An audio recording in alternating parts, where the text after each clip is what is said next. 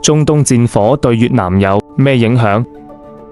好多人覺得中東打仗離越南好遠，但其實佢可能直接影響緊你每日捱貴油以及整體嘅生活成本。俾個數字大家睇，全球大約20%嘅石油都要經過霍爾木茲海來，一旦出事，油價就會狂飆。最近中東衝突升級，有機構警告油價隨時衝上100甚至150美金。越南非常依賴能源進口，油價一升，物流、電力、製造成本全部推高，新興經濟體最容易受到通脹壓力嘅衝擊。但故事仲有另一面，每一次地緣衝突，全球供應鏈都會重新局，資本一定會離開不穩定地區，去尋找更安全嘅生產基地。而東南亞，特別係政局穩定嘅越南，往往會成為呢批避險資金同埋新產能嘅最佳落腳點。所以，中東戰火對越南嚟講，